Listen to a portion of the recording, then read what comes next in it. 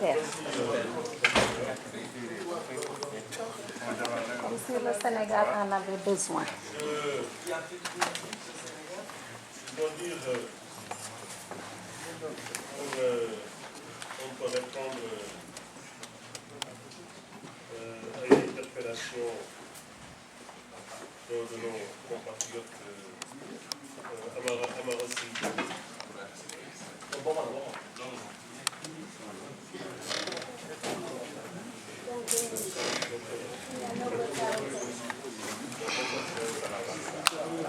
Oui, je disais donc ce qui fait surtout, ce qui fait la pertinence de cette mission, c'est que dans l'esprit du chef de l'État, il n'est pas concevable que l'on envisage les Sénégalais de l'extérieur, tout simplement en termes de transfert de ressources de l'étranger vers le Sénégal. Et le Sénégal doit à ses concitoyens de l'étranger une contrepartie par rapport à cette contribution, notamment en termes de transfert de ressources, mais en termes également d'investissement drainé via les opérateurs économiques sénégalais à l'étranger. Vous l'avez dit, les Sénégalais du Canada sont imprégnés des réalités du Canada.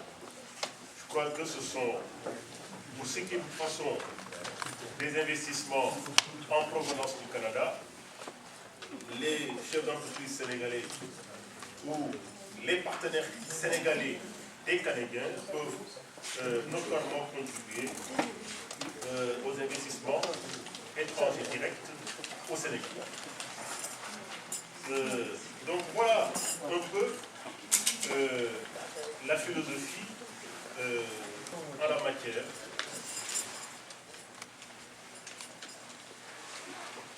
C'est ajoute que il y a le 25 mars 2012, quand il y a eu la seconde alternance politique au Sénégal, il y a le résultat d'un bureau de vote dont les Sénégalais se souviennent toujours. À chaque fois qu'on leur parle du 25 mars 2012, ils pensent au bureau de vote numéro 13 en Espagne. Je pense que c'est à Barcelone, à Madrid. Bureau de vote numéro 13, dont le résultat, en réalité, a pratiquement correspondu au résultat, à la tendance dans tous les autres bureaux de vote nationaux. C'est pour montrer à quel point les Sénégalais de l'extérieur contribuent de manière notoire à l'évolution, à la fois politique, économique, sociale et culturelle de leur pays. Mais va-t-on parler à leur nom sans jamais aller à leur rencontre? C'est ça le problème du fond. De sorte que l'élection de la diaspora en circonscription électorale pour les élections législatives ne peut pas non plus, moi je n'ai pas la clé, comment y arriver. On ne peut pas non plus décider ça de Dakar. Si on décide ça de Dakar, ce qui est sûr, c'est qu'on y arrive. Maintenant, au niveau du Sénégal, la manière dont les circonscriptions sont décidées, mais c'est tout simplement la circonscription de la diaspora sera décidée de la même manière, en termes de représentativité, de répartition des Sénégalais à travers la diaspora. Mais à la clé, il faut plutôt, pour y arriver, il va falloir que les Sénégalais, partout où ils se trouvent à travers le monde, par le biais de leurs organisations, puissent, même qu'ils doivent contribuer à faire évoluer la législation douanière au Canada comparé aux États-Unis. Les colonels Beïdia et Abdourahmane Wade ont beaucoup insisté là-dessus. Si vous ne voulez plus que le Canada soit rangé à la même enseigne que les États-Unis, il va falloir que les ressortissants sénégalais au Canada puissent, en direction de la douane, apporter une contribution notoire sur la manière dont l'évaluation de ce qui proviendrait du Canada doit être faite.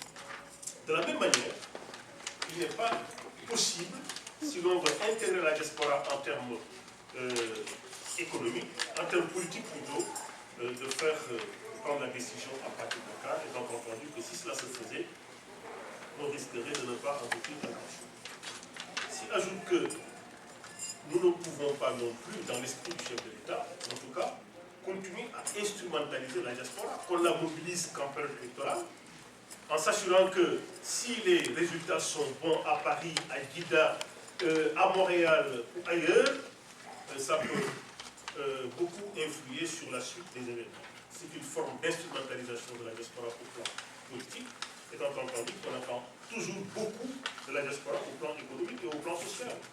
La question des dons a été agitée plusieurs fois lors de cette réunion et naturellement, il est question d'en rendre compte fidèlement pour voir dans quelle mesure des décisions prises dans ce sens peuvent être prises en collaboration étroite avec la donne sénégalaise, qui est aujourd'hui le maître de cette mission-là en Amérique du Nord, après celle qui a été faite en Europe et qui est envisagée, si je ne me trompe, en Afrique centrale.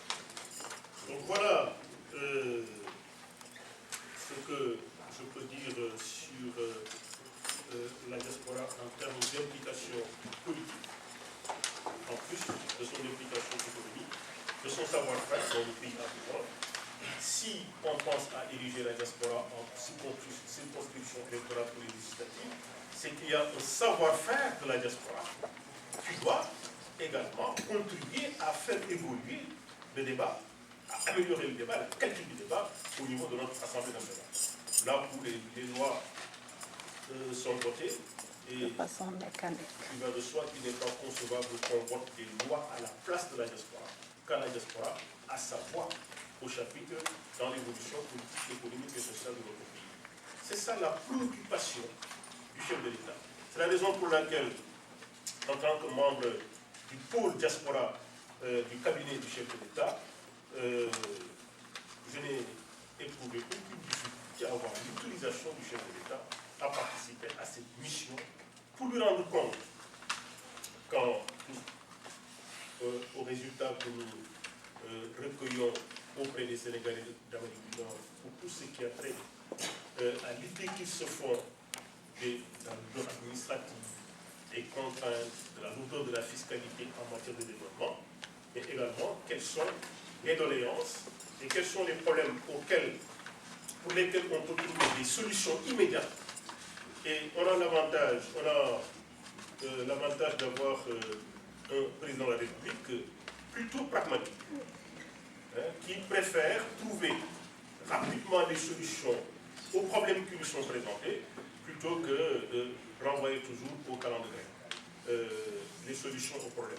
C'est ça l'intérêt de la participation d'un des membres de son cabinet à cette mission-là, encore une fois grâce à la Direction générale de la douane, que nous ne remercions jamais assez, à la participation à cette mission de notre ami Ousmane Namba, conseiller spécial à la PIX, qui a également, dès la première mission en Europe, beaucoup contribué de par son efficacité et de par son engagement à faire aboutir